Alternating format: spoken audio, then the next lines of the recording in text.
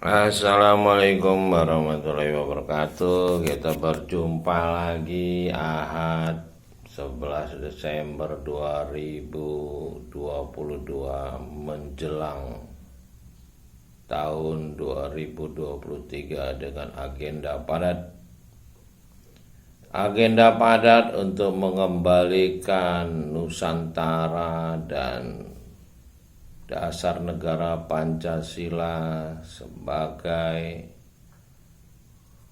ideologi yang memuliakan manusia, sehingga tidak ada lagi warga negara Indonesia yang tertembak oleh aparat militer, aparatur bersenjata, dan dijadikan tersangka yang tidak bersalah dan lain-lain. Mudah-mudahan semua kemuliaan untuk manusia bisa kita tegakkan, dan ideologi Pancasila akan menjadi satu ideologi kemuliaan manusia yang mendunia, sehingga peradaban manusia yang berlomba-lomba dalam senjata pembunuh massal manusia ini perlahan-lahan bisa kita geser menjadi kerjasama untuk memuliakan manusia di muka bumi ini. Nah, disitulah puncak dari kejayaan manusia sebagai khalifah di muka bumi yang diciptakan oleh pencipta langit dan bumi. Saya sejak 1988 telah menyusun satu visi 20 tahun dari 1988 sampai 2008.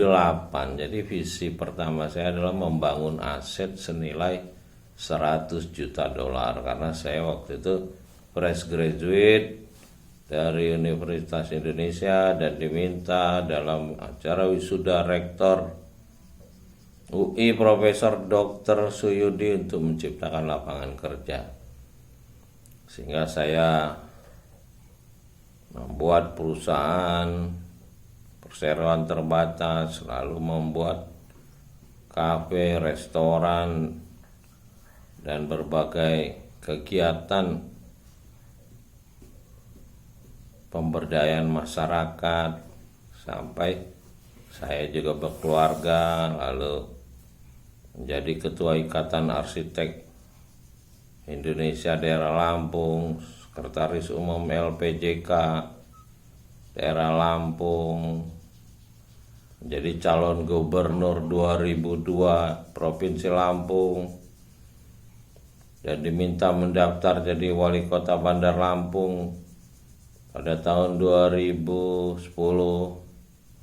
Demikian juga pada visi kedua saya dari 2008 sampai 2028 adalah visi kedua, itu visi Mukorobun, di mana saya mengembangkan satu konsep Sumatera Brand Business untuk menciptakan brand-brand di Indonesia yang mendukung waktu itu gagasan Presiden Susilo Bambang Yudhoyono untuk membangun Indonesia Branding. Nah, saya kebetulan ada di Lampung, di Sumatera. Saya membuat satu visi untuk membangun omset Sumatera Brand Business senilai 1.000 triliun dolar. Alhamdulillah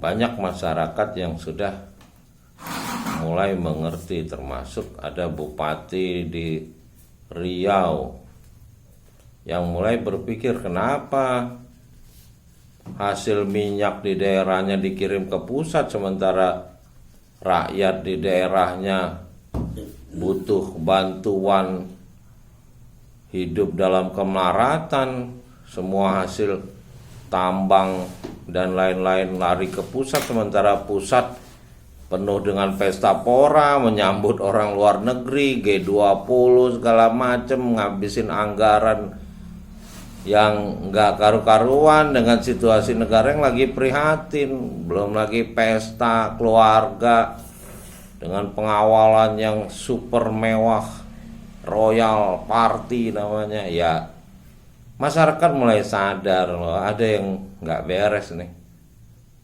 di dalam negara kita nih. Ya alhamdulillah. Nah, dari perkembangan visi saya yang kedua, membangun Sumatera Brand Business, saya sudah mempersiapkan visi ketiga, yaitu 2028 sampai 2048. Itu adalah visi Indonesia memimpin dunia, karena Indonesia sudah makmur dengan Pancasila sebagai ideologi. Jadi kalau ideologi Pancasila ini diterapkan dengan benar, Indonesia ini pasti makmur. Kalau dia makmur, dia bisa memimpin dunia. Gimana caranya kita bisa jadi makmur? Ya kita harus memuliakan manusia. Bagaimana kita lihat negara Amerika Serikat, warga negara Amerika Serikat itu tidak boleh diganggu. Mereka akan jaga dengan seluruh kekuatannya, bukannya dibunuhin. Nah, kalau kita bisa meniru Amerika, pasti kita menjadi negara superpower di dunia ini, karena kita punya segalanya, punya emas, punya hutan, punya batu bara, punya minyak, yang semua disediakan oleh pencipta langit dan bumi untuk negara yang berpancasila ini, karena Pancasila itu sesuai dengan kehendak pencipta langit dan bumi. Dan saya punya keyakinan bahwa Indonesia ini akan mencapai ke puncak kejayaannya ketika 100 tahun Indonesia merdeka. Nah, menjelang 100 tahun Indonesia merdeka ini, orang-orang yang masih punya cinta untuk kemanusiaan akan disatukan kekuatannya oleh pencipta untuk membangkitkan kemuliaan manusia di muka bumi ini, sehingga ideologi Pancasila akan merubah perserikatan manusia di dunia ini menjadi persaudaraan, perdamaian. Tidak seperti sekarang, seluruh senjata yang biayanya mahal itu siap membunuh manusia lalu mensengsarakan manusia di muka bumi ini. Saya rasa itulah pesan-pesan dari kitab-kitab suci sejak Nabi Adam diturunkan. Jadi kalau ada kitab suci yang tidak memuliakan manusia, itu berarti dari setan, dari iblis. Demikian, assalamualaikum warahmatullahi wabarakatuh. Salam perjuangan. Alhamdulillahirabbil alamin.